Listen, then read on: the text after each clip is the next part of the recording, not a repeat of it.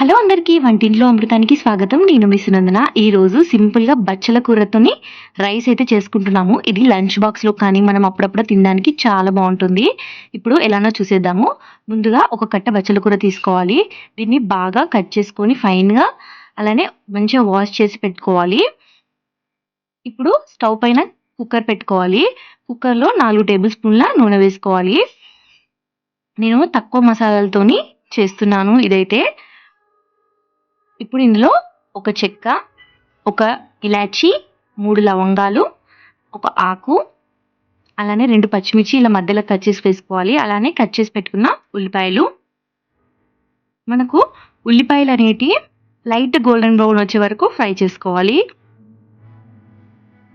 ఇందులో ఎక్కువ మసాలాలు వేస్తే మనకు మళ్ళీ టేస్ట్ అనేది చేంజ్ అయిపోతుంది.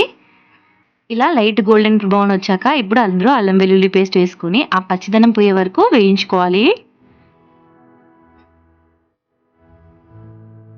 ఇలా పచ్చిదనం పోయే వరకు వేయించుకున్నాక ఇందులో పసుపు, సరిపడంత కారం, నేనైతే 2 స్పూన్ల కారం యాడ్ చేశాను. ధనియాల పొడి, ఇంట్లోనే చేసిన ధనియాల పొడి ఇదైతే యాడ్ చేసుకున్నాను. కొంచెం ఉప్పు, మళ్ళీ మనం రైస్‌లో అనేది సాల్ట్ వేస్తాము. ఇది కొంచెం ఒక 1 మినిట్ అలా ఫ్రై చేస్తే మనకు మసాలాలు మంచి స్మెల్ అయితే వస్తాయి. ఇప్పుడు ఇందులోనే కట్ చేసి పెట్టుకున్న ఒక 4 టమాటాలు వేసుకోవాలి. ఇది టమాటాలు అనేది మనకు సాఫ్ట్‌గా అయిపోవాలి. అప్పటి వరకు మూత పెట్టేసి మంచిగా మగ్గనివ్వాలి. టమాటాలన్నీ ఇలా గ్రేవీ అంతా దగ్గరకు రావాలి. ఆ తర్వాత అందులో ఒక 3 టేబుల్ స్పూన్ల పెరుగు వేసుకోవాలి. కమ్మటి పెరుగు వేసుకుంటున్నాను నేనైతే. ఇలా కొంచెం సేపు ఫ్రై అవ్వనివ్వాలి. ఇది కొంచెం ఫ్రై అయిపోయాక ఇప్పుడు ఇందులో కట్ చేసి పెట్టుకున్న బచ్చలాకు వేసేసుకోవాలి. బచ్చలాకు చాలా మంచిది ఆరోగ్యానికి. మనకు బ్లడ్ ఇంప్రూవ్ చేస్తుంది. అలానే బ్లడ్ అనేది ప్యూరిఫై చేస్తుంది. ఇలా అంతా బచ్చలాకు అంతా వేసేసుకొని ఇప్పుడు దీన్ని ఒక 2 మినిట్స్ అలానే కలిపేసుకోవాలి. తర్వాత మూత పెట్టేసి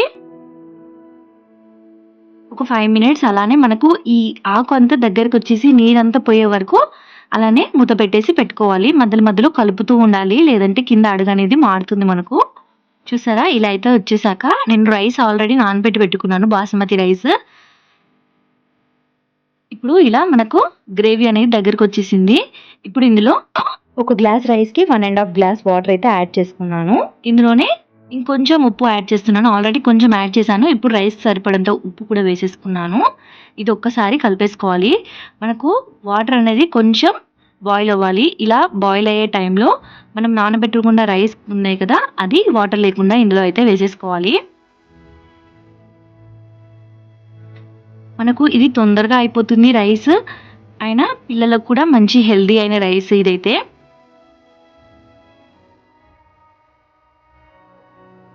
ఇప్పుడు ఒక్కసారి ఇలా కలిపేసుకోవాలి. మనము తర్వాత కలుపుకోరాదు. ఊకే కలిపితే రైస్ అనేది విరిగిపోతుంది. ఇలా ఒక్కసారి కలిపేసుకొని ఇక్కడైతే కుక్కర్ మూత పెట్టేసుకొని 3 విజిల్స్ అయితే హై ఫ్లేమ్‌లో, అలానే లో ఫ్లేమ్‌లో అయితే 2 విజిల్స్ అయితే సరిపోతుంది. నేను కొంచెం లో ఫ్లేమ్‌లో 2 విజిల్స్ అయితే తీసుకున్నాను. మీరు హై ఫ్లేమ్‌లో తొందరగా కావాలనుకుంటే 3 విజిల్స్ అయితే తీసుకోండి. ఆవిరంతా పోయాక చూసారా, రైస్ అయితే బాగుంటుంది. కొంచెం వేడి మీద ఇలా అతుక్కున్నట్టు ఉంటుంది. కానీ చల్లగయ్యాక మంచిగా పొడి పొడి వస్తుంది రైస్ అయితే. దీన్ని ఇలానే తిన్నా బావుంటుంది. లేదంటే కొంచెం రైతాతోని సర్వ్ చేసుకుంటే ఇంకా బావుంటుంది. మీకు గనక ఈ వీడియో నచ్చినట్టయితే ప్లీజ్ లైక్ చేయండి, షేర్ చేయండి, సబ్స్క్రైబ్ చేసుకోండి. Thank you for watching.